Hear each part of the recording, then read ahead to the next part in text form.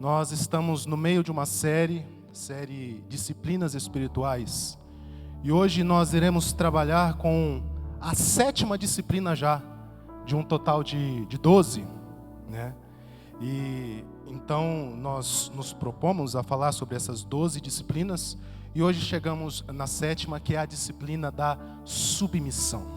Então hoje nós vamos trabalhar com a disciplina da submissão. A disciplina da submissão, ela está dentro de um grupo de disciplinas, que é o grupo das disciplinas exteriores. Richard Foster, que escreveu o livro A Celebração das Disciplinas, dividiu essas 12 disciplinas em 3 grupos. Primeiro grupo, as disciplinas interiores. Segundo grupo, as disciplinas exteriores. Terceiro grupo, as disciplinas associadas. Já falamos do primeiro grupo, disciplinas interiores. Falamos sobre a disciplina da meditação, da oração, do jejum e a disciplina do estudo. Agora nós estamos no grupo das disciplinas exteriores. Já falamos sobre a disciplina da simplicidade. Semana passada o presbítero Haroldo falou sobre a disciplina da solitude, e foi um estudo bem profundo. Hoje nós vamos falar sobre a disciplina da submissão. Semana que vem, se o Senhor nos permitir, nós estaremos aqui estudando sobre a disciplina do serviço. E aí a gente segue para o terceiro grupo, que é o grupo das disciplinas associadas. Bom, a disciplina da submissão, ela está muito relacionada com a disciplina do serviço, que vai ser falada semana que vem. Eu posso afirmar para você que todo serviço, ele precisa obrigatoriamente nascer de um lugar de submissão. Se o serviço não nasce de um lugar de submissão, ele não é serviço. É um trabalho com vistas a algum tipo de pagamento, algum tipo de salário. E a disciplina da submissão, por sua vez, ela vai resultar em serviço. A disciplina da submissão é como um rio que deságua em outro rio. Que outro rio é esse, Washington? A disciplina do serviço. Toda submissão vai culminar, vai acabar, vai resultar em serviço. Então essas duas disciplinas são muito associadas. De vez em quando eu vou colocar nessa noite um pezinho lá na disciplina do serviço e volto para a submissão. Pelo menos para dar o exemplo da tal da submissão. Algumas semanas atrás eu falei aqui sobre a disciplina do jejum e disse que ela está muito associada com a disciplina da oração. Não dá para praticar a disciplina espiritual do jejum sem oração. Dá para orar sem jejuar, mas não dá para jejuar a disciplina espiritual sem oração. Agora, com relação a submissão e serviço, as duas também estão muito relacionadas. Vamos começar? Eu quero começar definindo submissão. Então, o primeiro tópico dessa noite é o que é submissão. Submissão, ela é sinônimo de sujeição. Submissão é sinônimo de subordinação. Quando você está lendo a sua Bíblia, Novo Testamento, e encontra lá a palavra submissão. Ela vem de uma palavra grega. Normalmente é a mesma palavra, que é a palavra upotasso. Esta é uma palavra grega, H-U-potasso, upotasso. A palavra upotasso, ela é a junção de 2 radicais gregos, de 2 palavras gregas, que é a palavra upo e a palavra tasso. A palavra upo quer dizer abaixo, embaixo, sob. Está vendo essa mesa aqui? Sob. Upo. Tasso é pôr-se, tasso é colocar-se, tasso é arranjar-se. Então, o potasso é arranjar-se embaixo, colocar-se embaixo, pôr-se sob. Vou me arranjar aqui embaixo deste púlpito. O potasso. O léxico grego de Strong, ele diz que o dicionário grego de Strong, ele dá uma definição para a palavra upotasso. Ele diz que o upotasso é uma atitude voluntária. E ênfase nessa palavra, porque submissão não se impõe, não se obriga. O potássio é uma atitude voluntária de ceder, de cooperar, de carregar a carga do outro, de assumir responsabilidade. Este é o significado de o potássio. E é bom a gente ter bem esse significado, porque ele diz muito sobre a palavra e sobre os textos que nós iremos ler aqui hoje.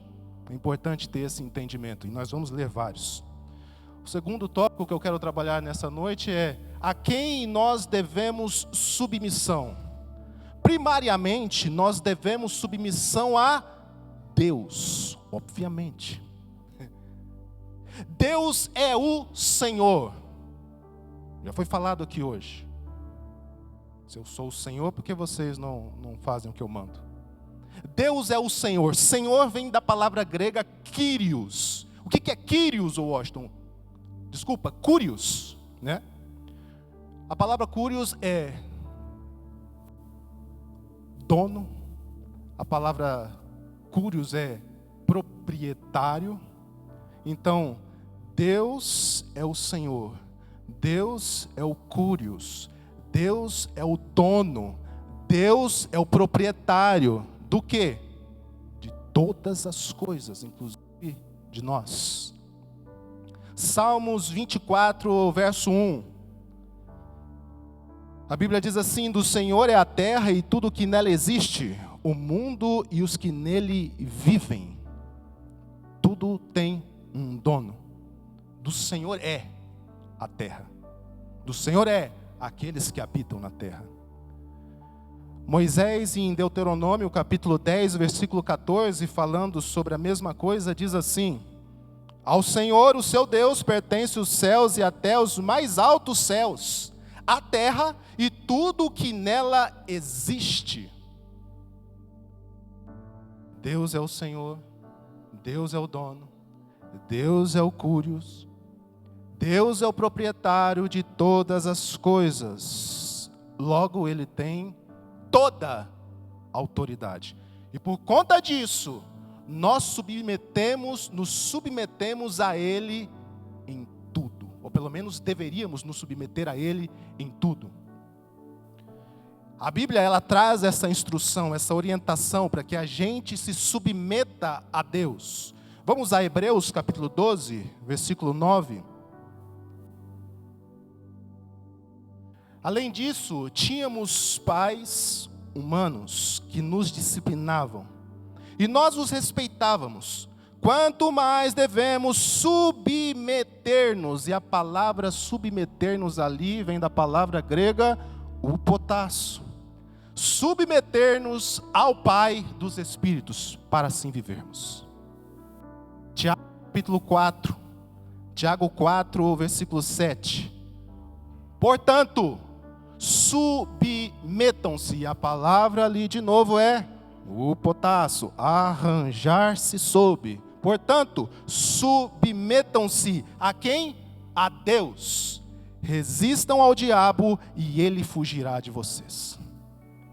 Ei, a sua resistência a Satanás só será eficiente se ela partir de um lugar de sujeição a Deus. Primeiro eu me submeto àquele que tem toda a autoridade. Se eu estou em um lugar de submissão, eu posso resistir ao diabo, e aí sim, ele vai fugir, e aí sim ele vai correr. Esse lugar de resistência precisa partir de um lugar de submissão. Mas a submissão, ela é devida a Deus, que é o Senhor, que é o Curios, que tem toda a autoridade. Só que Deus, Ele delegou essa autoridade. A gente tem o tal do princípio da autoridade delegada. Deus delegou essa sua autoridade, Ele compartilhou essa sua autoridade com instituições, com homens. Deixa eu citar aqui algumas autoridades delegadas. A primeira autoridade que eu quero citar são as autoridades governamentais. Vamos a Romanos capítulo 13, versículo 1. Romanos 13:1 diz assim: todos devem sujeitar-se, a palavra ali é o potasso, às autoridades governamentais, pois não há autoridade que não venha de Deus, as autoridades que existem foram estabelecidas por Ele. Então, primeira autoridade delegada aqui que nós falamos, autoridades governamentais, isso é bíblico. Segunda autoridade que eu quero falar, líderes eclesiásticos. Livro de Hebreus, capítulo 13, versículo 17. Hebreus 13, 17. Obedeçam aos seus líderes e submetam-se a eles, pois cuidam de vocês como quem deve prestar contas. É como, tá, irmão? O seu líder, o seu pastor, o seu presbítero, não vai prestar conta da sua vida. Quem vai prestar conta da sua vida é você mesmo. Um dia você vai estar diante de Deus e vai prestar conta de tudo que você fez, de tudo que você falou. Nós daremos conta de tudo. Agora, o interessante é que a Bíblia diz que os líderes tomam conta como se eles fossem prestar conta.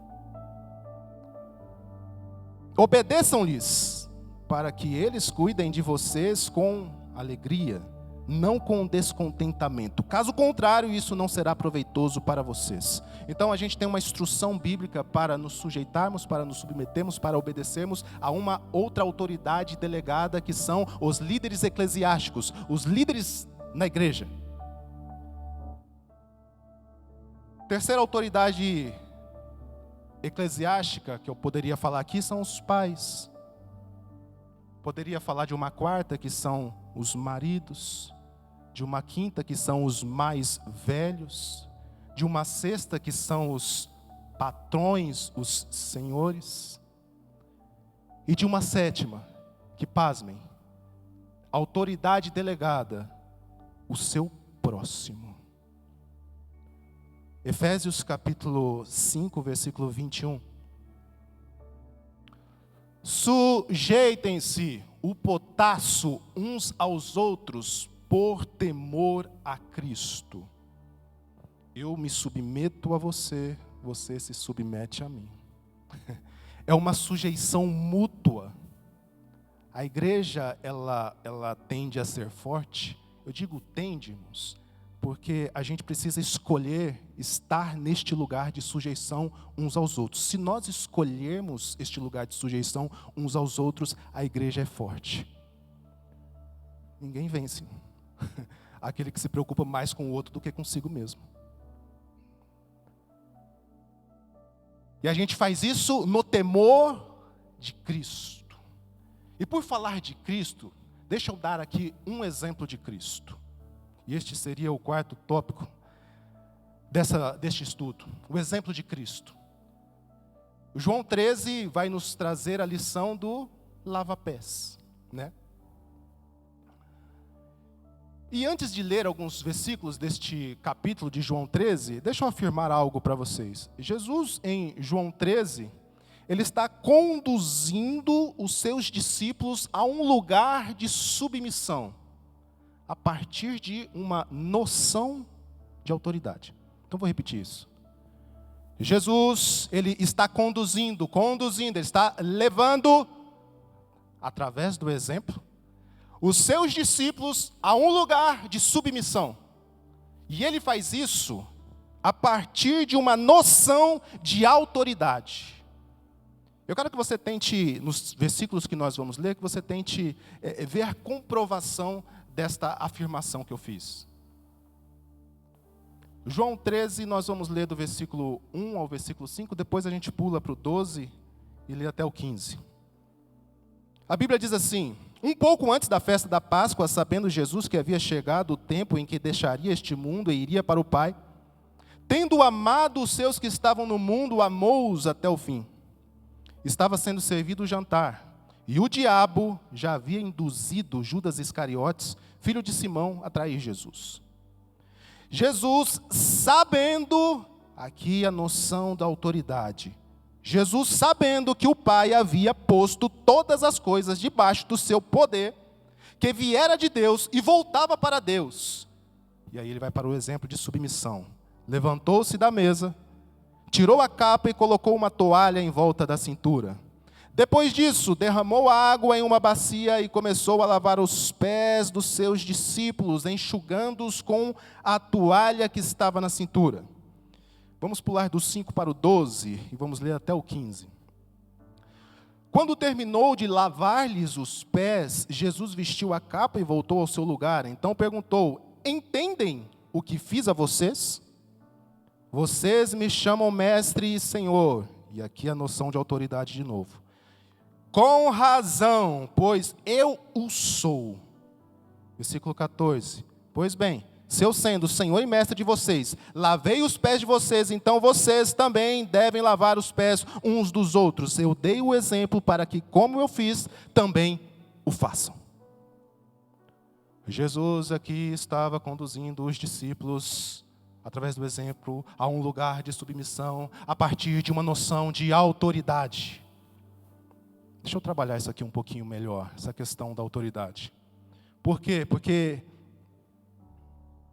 é importante a gente entender que a nossa decisão de ir para um lugar de submissão parte da liberdade que nós temos, e a liberdade que nós temos, ela é inerente à autoridade que recebemos. Você recebeu autoridade, você é filho assim como Jesus. A esta autoridade existe uma liberdade inerente a ela, pertencente a ela. E é a partir daí que você escolhe. Você não é jogado em um lugar de submissão. Você não é obrigado a servir. Isso não pode ser imposto, você precisa escolher. E isso precisa partir de um lugar de autoridade. Por isso que eu estou trabalhando esse tema um pouco mais. Autoridade, quem tem autoridade? Eu posso dizer que a autoridade é algo que só tem quem é. Eu vou explicar isso melhor.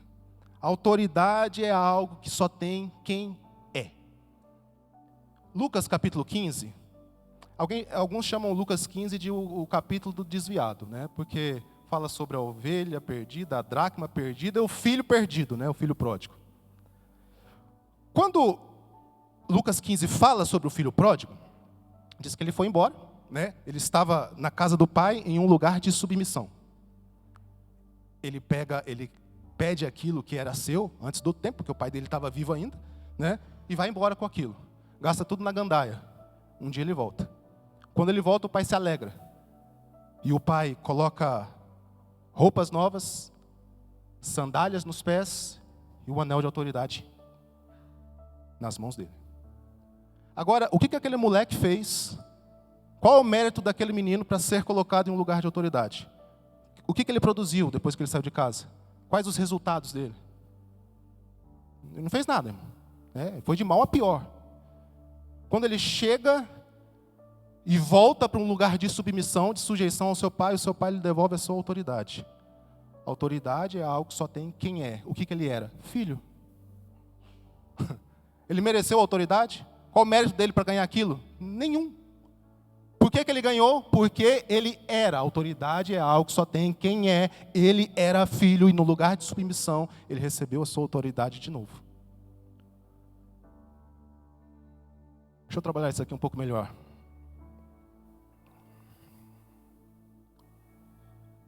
Mateus 8. Espero que seja Mateus 8. Conta a história do centurião de Cafarnaum. Confere aí para mim, irmão. Vê se o pregador não... tic-teco não falhou. Centurião de Cafarnaum. Jesus, ele chega em Cafarnaum.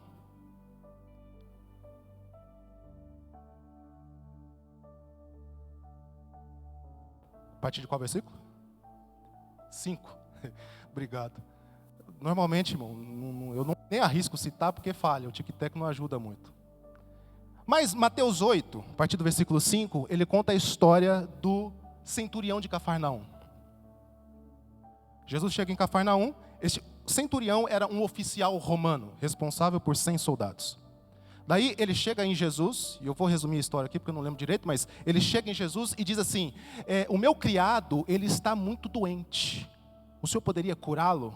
E Jesus responde: eu irei e o curarei. E aí este oficial romano, ele diz: eu não sou digno de te receber em minha casa. E olha o que esse homem diz. Eu sou um homem sujeito às autoridades. Eu tenho um general, eu tenho um imperador, eu tenho Roma acima de mim. E eu estou sujeito à autoridade. Porque eu estou sujeito à autoridade, eu falo para esse soldado aqui, vai, e ele vai. Eu falo para aquele outro soldado ali, vem, e ele vem. A lição que ele está transmitindo é que a autoridade se exerce a partir de um lugar de submissão, de sujeição. Eu só exerço a autoridade, aquele soldado só me obedece porque eu estou sujeito às autoridades. E é porque eu estou sujeito à autoridade, eu posso exercer a minha autoridade. Por que que aquele centurião tinha autoridade? Ele tinha autoridade porque ele era um oficial instituído. Autoridade só tem quem é. Ele era. Só que só se consegue exercer a autoridade a partir de um lugar de submissão. Tem gente que pensa que o nome de Jesus é tipo uma palavra mágica, né? É tipo um abracadabra, sim, sim, salabim. Né? É só você falar em nome de Jesus que acontece. Não. A Bíblia conta uma história em Atos 19, e essa história, eu não consigo ler essa história sem fazer um ar de riso. Né? Ela é uma história trágica, mas eu rio. Atos 19, vamos chamar de tragicômica, porque ela é trágica e cômica. Conta a história de 7 judeus que estavam em Éfeso, e eles eram irmãos e filhos de um dos sacerdotes, Cefas, se eu não me engano. E aí, eles foram expulsar um demônio. Saia, esconjura-te, vai de ré, Satanás. Em nome do Jesus a quem Paulo prega, sai! Aí o espírito maligno olha para eles e fala, olha, conheço Jesus, sei quem é Paulo, mas e vocês, quem são? O endemoniado parte para cima do 7. Deu uma surra no 7, até os 7 perderem as roupas e saírem correndo nus. Eu não consigo ler isso sem fazer um ar de riso, irmão. Eu sei que foi trágico a situação para eles, mas é que é engraçado. Por que eles não conseguiram exercer a autoridade? Porque eles não estavam sujeitos à autoridade. Aí a gente volta para Mateus 8. Está lá o centurião, eu sou um homem sujeito à autoridade, e por isso que eu exerço a autoridade. Agora, Jesus, o senhor não precisa ir lá na minha casa, eu não sou digno de que o senhor entre lá. Só diga uma palavra, assim como eu mando o meu soldado ir, é só o senhor falar. Se o senhor falar, ele vai ser curado lá. Jesus olha para os seus discípulos, está vendo? Em Israel eu ainda não vi fé desse tamanho. Agora, esse homem estrangeiro, gentil, está aqui mostrando para vocês como é que faz. Ele entendeu o funcionamento do reino espiritual. E aí Jesus olha para o centurião e fala, pode ir, que o homem já está curado lá na sua casa. Jesus, em João 13, está ensinando os seus discípulos, conduzindo os seus discípulos a um lugar de submissão, a partir de uma noção de autoridade. Gente, entenda o que é autoridade, para que vocês possam se submeter corretamente. Só que Jesus leva isso para outro nível, por quê? Ele sendo o Senhor, e ele diz, eu sou o Senhor. Todas as coisas estão debaixo do meu poder. Eu sou o mestre. Eu tenho a liberdade que a autoridade me concede. E sabe o que eu vou fazer com ela? Eu escolho servir os servos. Irmão. Ô Jesus, que coisa estranha. O Senhor tem toda a autoridade, o Senhor escolhe servir os servos. Vou lavar os pés dos meus discípulos. Não era para ser o contrário. Vocês precisam entender que no reino, o menor é o maior. Quer ir para cima? Vai para baixo. Quer ser exaltado? Se humilhe, criatura. O que tem de gente, irmão, se achando por aí. E o mestre dando o exemplo. Seja mais humilde, querido. Baixa um pouco a bola. Tu não é tudo isso, não. Imita o mestre. use a sua autoridade e a liberdade que a ela pertence e escolha servir o próximo. Tem uma música do Salomão do reggae, esses dias a gente estava ouvindo no carro. Não venha por cima, é o título da música. Ele encerra a música dizendo assim, ó, se até Deus sabe chegar, não venha por cima. Ele fala assim, ó, era presépio, não era presepada. Chegou na manjedoura, mas não disse que manjava.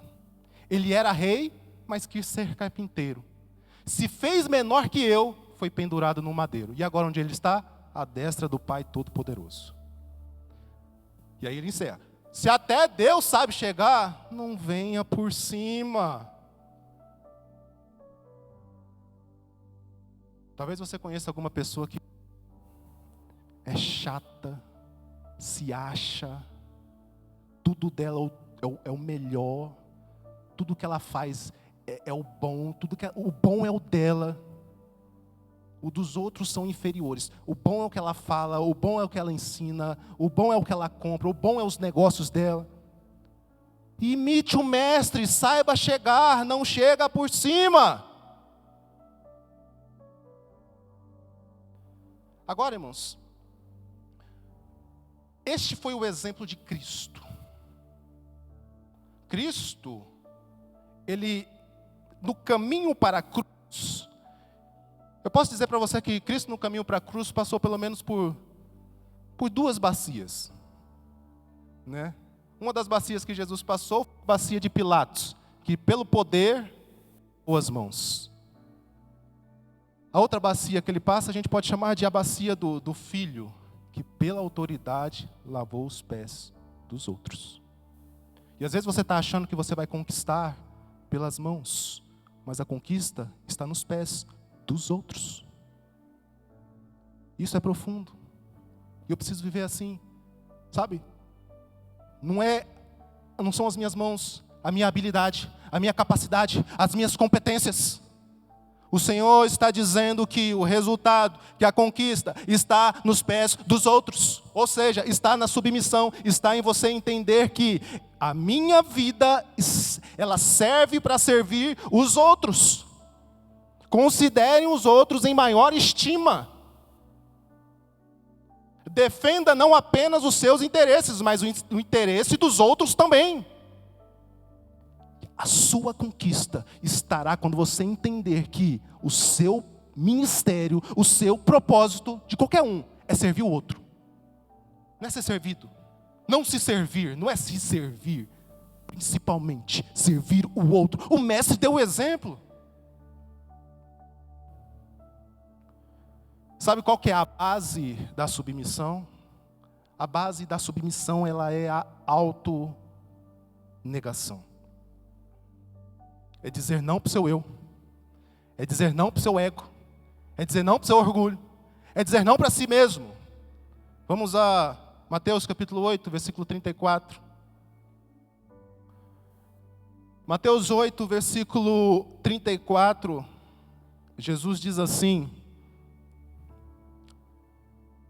Mateus 8, 34 diz assim. Então ele chamou a multidão e os discípulos e disse: se alguém quiser vir após mim, negue-se a si mesmo, tome a sua cruz e siga-me.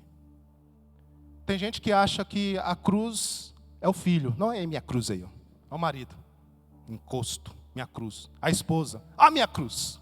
O vizinho, chato que dói. Olha lá, minha cruz. Começou o barulho logo cedo.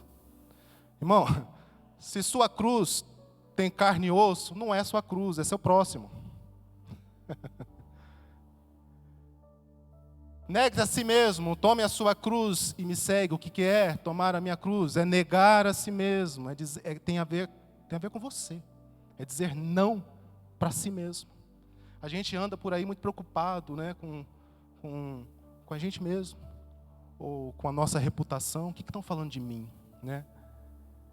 Quando a maior preocupação deveria ser com o nosso caráter. Porque o que é reputação? Reputação é aquilo que os outros veem. Tá? Isso aqui, irmão, isso aqui é palco, tá? Isso aqui é palco. Isso aqui é reputação, é o que os outros veem. O que é caráter? Caráter é o que Deus vê. Caráter é aquilo que eu sou quando ninguém está me vendo. É aquilo que eu sou sozinho. Aquilo é caráter. Aquilo sou eu. A gente se preocupa demais com a reputação. O que estão falando de mim? Ai, tá uma mentira, eu tenho que ir lá, me defender, justificar, explicar que não é bem isso. Não, irmão. Deixe isso nas mãos de Deus. Preocupe-se com o seu caráter. Já pegou uma bola furada e tentou ficar enchendo ela? O ar entra por um lugar e sai por outro. Assim é quem vive tentando defender sua reputação. Sabe, gasta energia demais. Sempre vai ter alguém falando alguma coisa, inventando alguma coisa. Se é verdade, se não é, não sei, não importa. Se é verdade que falaram de você e falaram mal de você, se corrija. Agora, se é mentira, deixa para lá.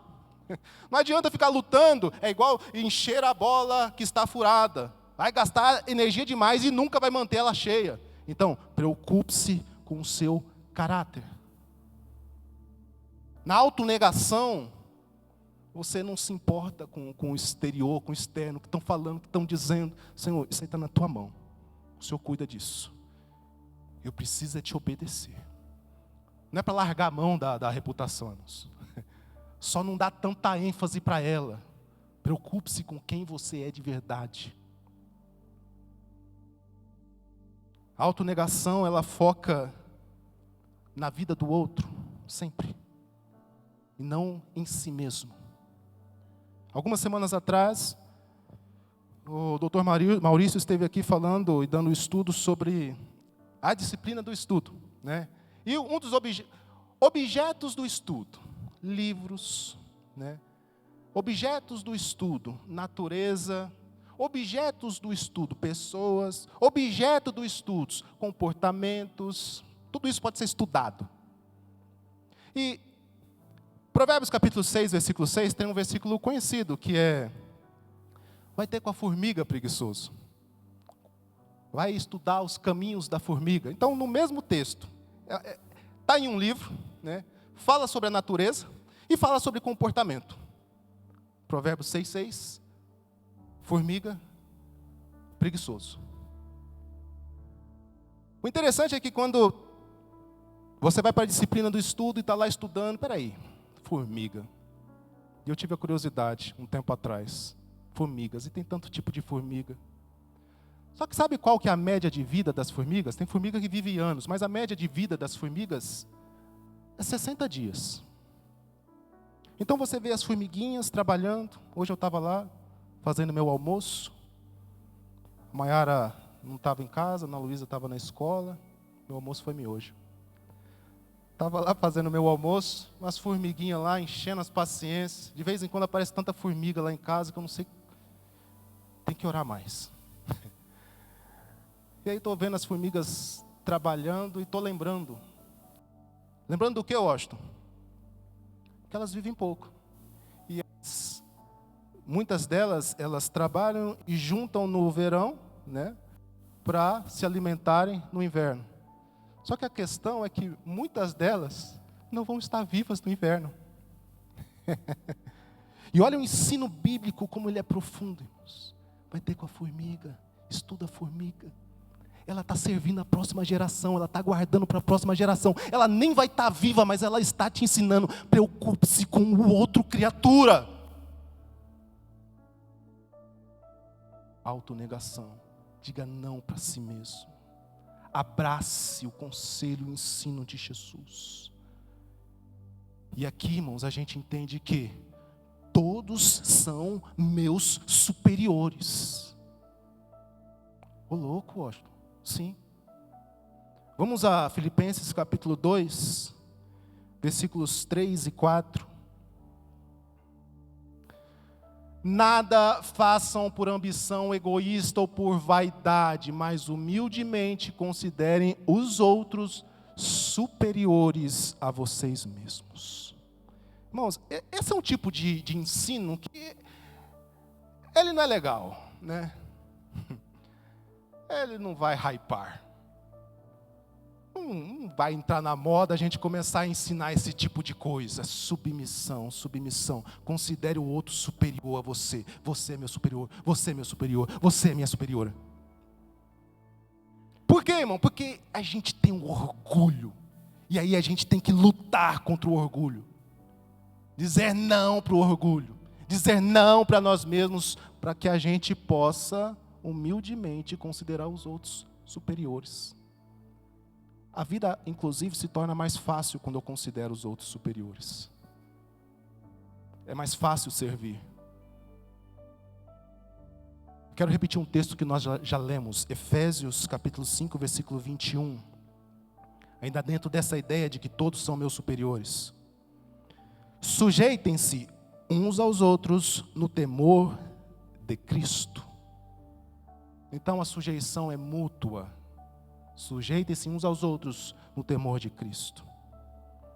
Nós não vamos ler, irmãos, mas Colossenses capítulo 3, ele vai trazer instruções para alguns grupos.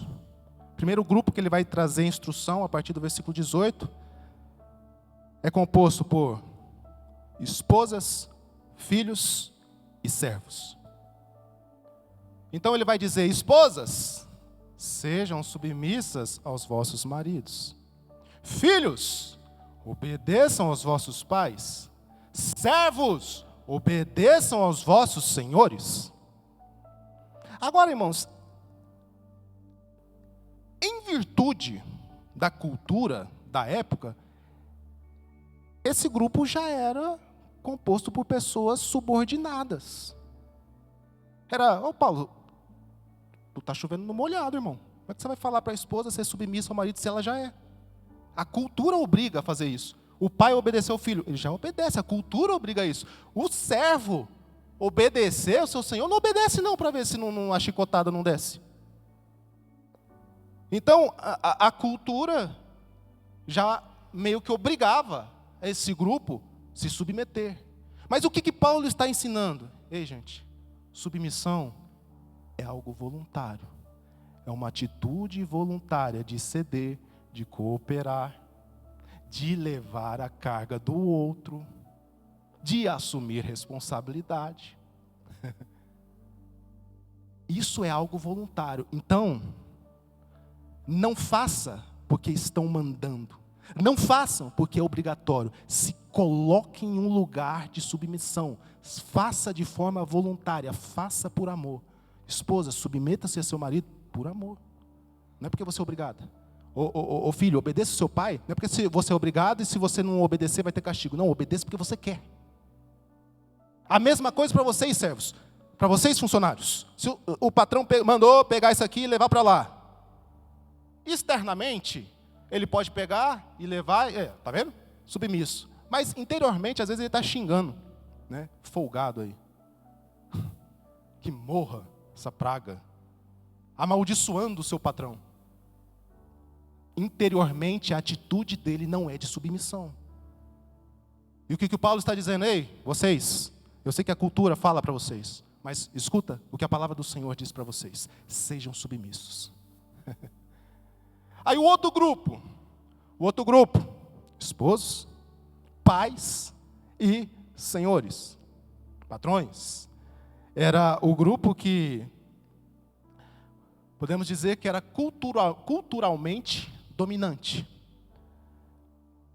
Paulo transmite uma mensagem para eles, mas assim, irmãos, para mim, parece algo mais rígido do que o que foi transmitido para o outro grupo. Porque ele diz: esposas, se submetam a seus maridos. Aí ele vai para os maridos agora. Maridos, amem as suas esposas, como Cristo amou a sua igreja. Está vendo essa belezinha que você tem do seu lado? Sofra por ela. Morra por ela se for preciso. Ame-a. Amor não é um mero sentimento. Amor é uma decisão. Eu escolho. Guarde-a, proteja. Assim como Cristo amou a igreja. E homens, maridos, amem as suas esposas. Quer sujeição maior do que essa, irmão? Cristo está falando: eu amei a minha igreja, eu me submeti, eu me sujeitei, eu a servi, eu até morri por ela. Vão lá, maridos, façam a mesma coisa. Paulo diz para os filhos: filhos, obedeçam aos seus pais. Isso, só sobra para mim. Não. Pais, não irritem os seus filhos. Aí você vai, Paulo, você está louco? Agora o homem tem que amar a mulher, o pai não pode nem irritar o filho? Que mensagem louca é essa? A mensagem de submissão, irmãos. O que é irritar os filhos? É conduzir os filhos à ira. Não conduza os seus filhos à ira. Mas como que eu posso conduzir meu filho à ira? Uai, tem várias formas, né? Tem pais que são críticos severos dos filhos. Nada tá bom. Nada presta. Nada do que faz serve. Só abre a boca para ridicularizar o filho. Não faz nada útil, hein? Não serve para nada. Maldito é o dia que nasceu encosto. Irmão, o que tem de pai ridicularizando o filho? Na igreja, irmão. E o filho irritado. O pai não está se sujeitando ao filho. O pai não está cumprindo o seu papel de pai. Sabe? Mãe resmungadora. Sabe aquela mãe que não... Meu Deus do céu, irmão, mas como me dava uma raiva. Não parava de falar, a mesma coisa, já falou, eu já entendi, para de falar. E aí o filho vai se irritando, porque não há sabedoria. Porque na condição de pai, a gente se acha os donos, né? Os senhores. Quando a gente precisa entender que nós somos servos uns dos outros, eu preciso servir ao meu filho também. Pede para o filho fazer alguma coisa. Ele quer que saia perfeito. Não vai sair, irmão. Quer que você saia perfeito? Faça você. Vamos lavar o carro. Quer que saia perfeito? Manda no lavador, né? Aí vai sair perfeito. Se não sair, você não paga. Aí é para o pai estar educando o filho, é para o pai estar instruindo o filho, é para o pai estar ensinando o filho, o pai está ridicularizando o filho. E o pai está lá dizendo para o filho que não sabe fazer nada. Em vez de aproveitar o momento de lavar o carro para trocar uma ideia, para conversar, para ouvir um pouco, para ensinar, para falar sobre a vida. O objetivo não era seu lavar o carro, era passar um tempo junto.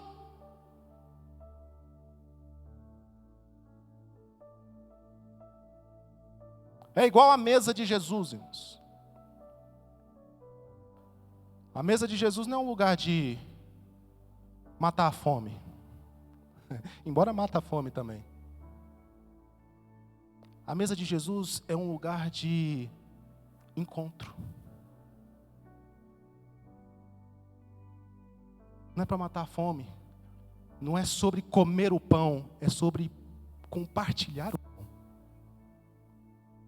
E quando o pai entende essa lição de Jesus, o que Jesus ele faz na mesa dele, ele vai aproveitar o momento com seus filhos, não é para que aquilo saia perfeito, mas para que ele passe um tempo e eduque o seu filho, ensine o seu filho e conduza o menino no caminho que ele deve andar, porque aí, quando ele crescer, ele não vai se desviar dele. Pais, não irritem os vossos filhos. E aí ele vai dizer para os senhores: senhores, tratai os servos com justiça. Tratai os seus funcionários com igualdade, porque o pai deles é o seu pai também. Vocês têm o mesmo pai, então trate igual. Submissão, sujeição.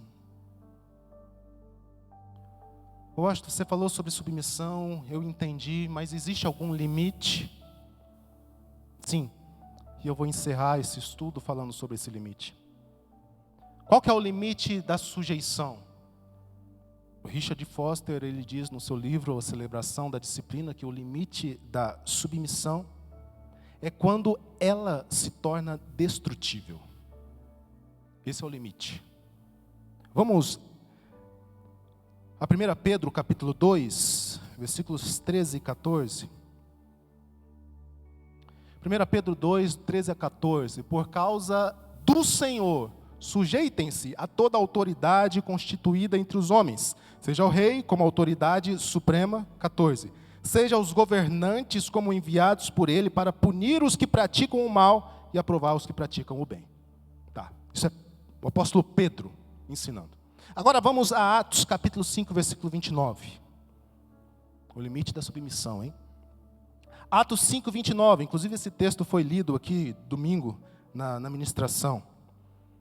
Pedro e os outros apóstolos responderam: é preciso obedecer antes a Deus do que aos homens. Falamos que Deus é a autoridade máxima. Então Deus tem prioridade, tem primazia. Toda vez que uma ordem de qualquer outra autoridade delegada ferir a autoridade máxima, isso se torna destrutível. Escolha quem você deve obedecer. E Pedro está dizendo aqui, olha, governantes, autoridades governamentais, é preciso obedecer antes a Deus do que aos homens. Eu sei que desobedecendo eu posso ser prejudicado, não tem problema. Eu prefiro ser prejudicado obedecendo a Deus e desobedecendo a vocês. Se um líder, né, um pastor, por exemplo, e nós temos, infelizmente, vários exemplos ruins por aí, de homens que se dizem homens de Deus e querem impor e abusam dos seus fiéis.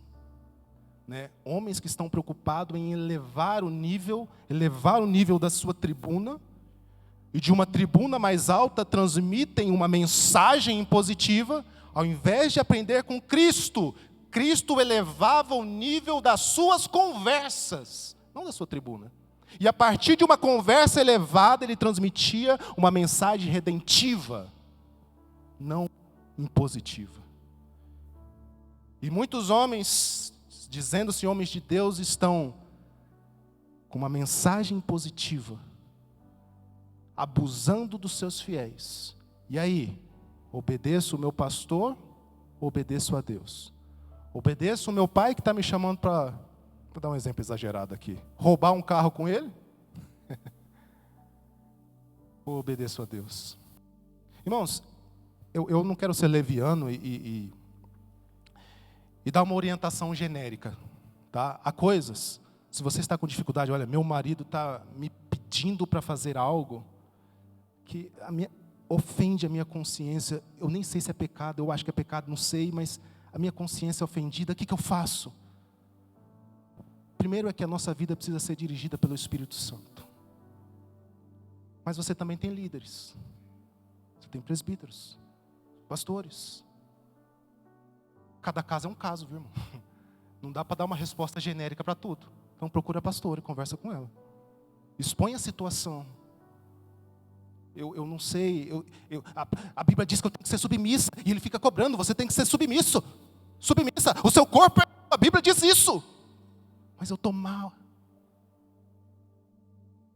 Procure ajuda, para ter uma instrução adequada para a sua situação.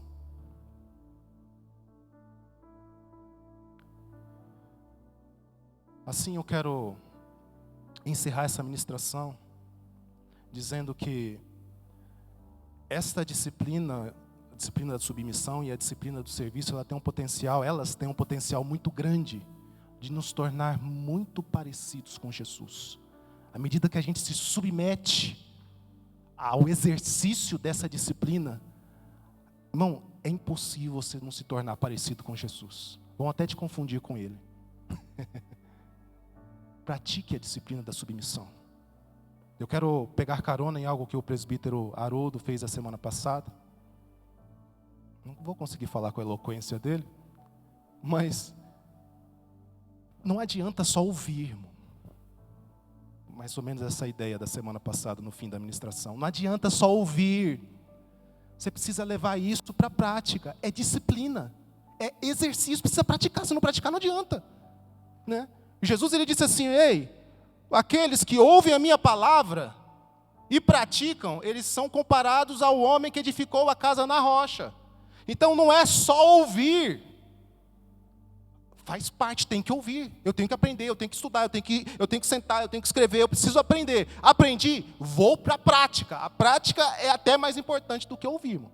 Por quê? Porque ele disse, aqueles que ouviram e não praticaram, foram comparados ao homem que edificou a casa na areia, veio a tempestade, ele não resiste, caiu, derrubou tudo, porque ele só ouviu. Só ouvir não adianta. Entenda, vamos ouvir, vamos aprender, mas vamos praticar também. Quero agradecer a atenção de vocês. Deus os abençoe. Eu sou servo de vocês. Vocês são meus servos. Deus te abençoe em Cristo Jesus. Dê uma salva de palmas para Ele, porque Ele é bom. Aleluia.